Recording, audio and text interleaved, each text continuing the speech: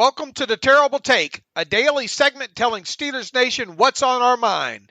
I'm Bryan.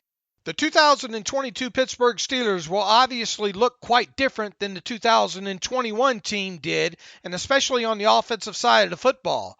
The defensive side of the football, which obviously will also include a few new faces in 2022, will be the side of the football the team leans on the most to help them win enough games to hopefully get into the playoffs.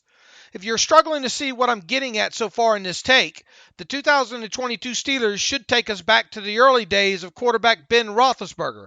In short, expect the Steelers offense to try to run the football excessively and severely limit the number of turnovers. On the other side of football for the Steelers in 2022, the main goal will be to limit the opposition to no more than 17 points. While all of that sounds like it should be the Steelers' goal every season, it's imperative that both sides of the football accomplish those goals in 2022. Why? Because the Steelers' offense just isn't built to score more than 21 points a game on a consistent basis, at least not yet, or not through the first half of the 2022 regular season at the very least. If you thought Steelers running back Najee Harris got a lot of work during his rookie season, be prepared for him to see a carbon copy of that workload in 2022. If you need evidence of that, just listen to what Steelers head coach Mike Tomlin had to say about Najee Harris during his long interview with Ryan Clark on the Pivot podcast. "That dude's a bell cow," Tomlin said of Harris. "He's going to have to be a bell cow for us. If this train is going anywhere in 2022, he's going to be a major component of it, and he's capable." In case you have already forgotten, Harris touched the football a whopping 381 times during the regular season as a rookie.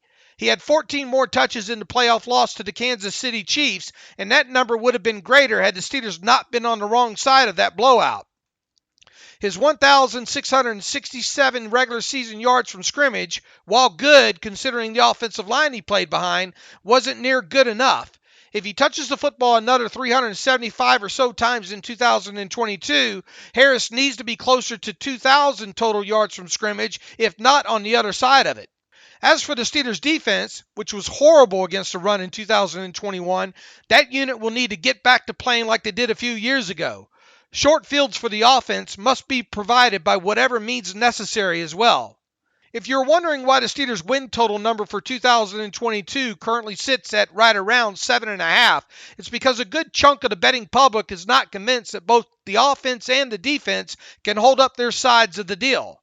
It's why most talking heads and major media folk have the Steelers finishing no better than third in the AFC North Division as we sit here in late June. So, if you're a Steelers fan, the blueprint for a successful black and gold 2022 season should be very clear to see even this early in the offseason. Old school Steelers football is the goal. Old school Steelers football without a large margin of error at that. Be sure to follow us at SteelersDepot.com and check out episodes of The Terrible Take every day at 5 p.m. Eastern Time. And check out The Terrible Podcast with myself and Alex Kozora every Tuesday and Friday for the remainder of the offseason.